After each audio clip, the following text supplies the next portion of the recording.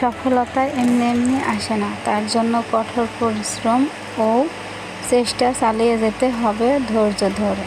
Hello everyone, আসসালামু আলাইকুম। কেমন আছেন সবাই? আশা রাখছি কাছে ও দূরে, দেশ ও দেশের বাহিরে যে যেখান থেকে আমার আজকের ভিডিওটা দেখছেন সবাই ভালো আছেন, সুস্থ আছেন এবং নিরাপদে আছেন। আর সেই সাথে আলহামদুলিল্লাহ তোমাদের দোয়া ভালোবাসে আমিও ভালো আছি। তো প্রতিদিনের মতো আবারও হাজির হয়েছি তোমাদের সাথে নতুন একটা দিনে নতুন আরও একটা ভিডিও নিয়ে। আশা রাখছি ভিডিওটা তোমাদের ভালো লাগবে। তো আজকে হঠাৎ করে একটু মায়ের বাসায় গেলাম। আমার ছোট্ট বাবাটা অনেক কান্না করছিল, তাই যে যাচ্ছি সেটাই তোমাদের সাথে শেয়ার করছি। আর এটা আমাদের গ্রামের মসজিদ, আর মসজিদটা একদম আমাদের বাড়ির সাথেই বলতে পারো, একেবারে আমাদের মসজিদের পাঁচিল আর আমাদের বাসা একই সাথে। তো আমার ছোট্ট বাবাটা ব্যাগ নিয়ে হাঁটতে পারতেছে না, তবুও আমাকে দিতেছে না। আমি অনেকবার বলার পরে তারপরে ও আমাকে দিতেছে, তারপরে তোমাদেরকে ও হাই হ্যালো দিচ্ছে। তো আর কি, তারপরে আমরা এটুকু আমাদের বাড়ি থেকে হেঁটে রাস্তায় আসতে হয় মেন রোডে। তো এসেই বেশিক্ষণ দাঁড়ায়নি, তো আসার সাথে সাথে গাড়ি পেয়ে গেছি, গাড়ি চলে এসেছে। আমাদের এদিকে অটো, পাখি ভ্যান এগুলাই বেশি চলাচল করে, তো আমি অটোয় উঠে পড়লাম। আর অটোয় উঠলে একটু সমস্যা হয় আমার, জানি না কেন। আমি জানি সবাই বাসে কিংবা মাইক্রোতে উঠলে নাকি বমি হয়, মাথা ঘোরে, মাথা যন্ত্রণা করে, কিন্তু আমার অটোতে উঠলেও এমন হয়, কিসের জন্য এটা জানি না। তবে যাই হোক, এখন তো যেতে হবে, তাই গাড়িটা পেয়েও গেলাম, তাড়াতাড়ি চলে যাব, আবার ফিরতে হবে।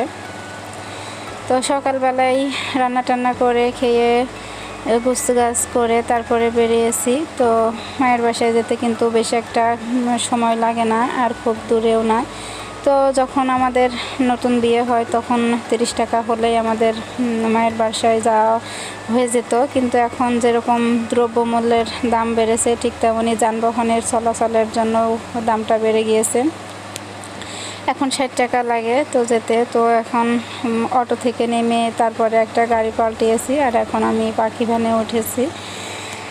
তো আমাদের গ্রামের রাস্তাটা ভেঙে গিয়েছিল, এখন নতুন করে আবার তৈরি হচ্ছে, তো ওই দিক দিয়ে যায় না। তো আজকে কি হয়েছে, তারপরও দেখলাম ওই দিক থেকেই নিয়ে গেল, প্যাসেঞ্জার উঠেছিল ওই রাস্তায়। তো আমার বাবাটা বলছে, আম্মু ভিডিও করতেছো, আমাকে একটু দেখাও। তো আবার সামনে ক্যামেরা দিয়ে ওকে একটু দেখাইছি, ও তো অনেক খুশি।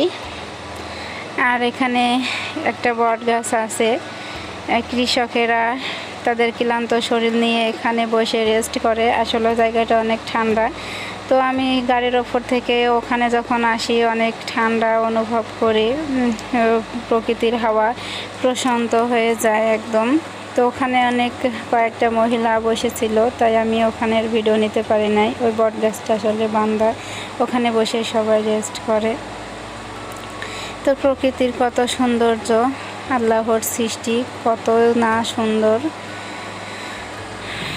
তো এখন চলে যাচ্ছি, রাস্তাটা অনেক সুন্দর, এই রাস্তাটা ভালো। তো আমাদের গ্রামের রাস্তাটা একটু খারাপ ছিল, সেটা তৈরি হচ্ছে। আর এখানে পাট কেটে পাট জাগ দিতেছে, আবার অনেকে পাট কুষ্টা ধুতেছে, যাদের আগে পিছিয়ে করে লাগানো আর কি।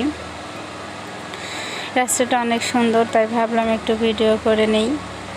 তো তোমরা যারা এখনও আমার সাথে আছো, একটা লাইক দিতে ভুলে গিয়েছো, একটা লাইক করে দিও।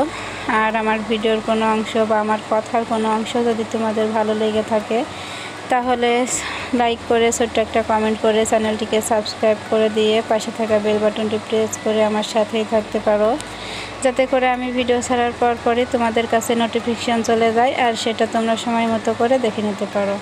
আর তোমরা যারা অলরেডি এই কাজটি করে দিয়েছো, তোমাদেরকে অসংখ্য অসংখ্য ধন্যবাদ আমাকে সাপোর্ট করার জন্য ও আমার পাশে থাকার জন্য। তো এই তো তোমাদের সাথে গল্প করতে করতে আমাদের গ্রামের ভিতরে চলে এসেছি, আর একটু গেলেই আমার মায়ের বাসা। তো এখানে কাজ চলতেছে, ডেজার দাঁড়িয়েছিল, এখানে একটুখানি দাঁড়িয়েছিলাম, তো আমি আর ভিডিও করি নাই। তারপরে সেদিনই মায়ের বাসা থেকে ফিরতে হয়েছে। আজকের ভিডিওটা এ পর্যন্তই, কেমন হয়েছে কমেন্ট করে জানিও। তো পরবর্তী ভিডিওর আমন্ত্রণ জানিয়ে আজকের মতো এখানেই বিদায় নিচ্ছি। সবাই ভালো থাকবেন, সুস্থ থাকবেন, দেখা হবে পরবর্তী ভিডিওতে। আল্লাহ হাফেজ।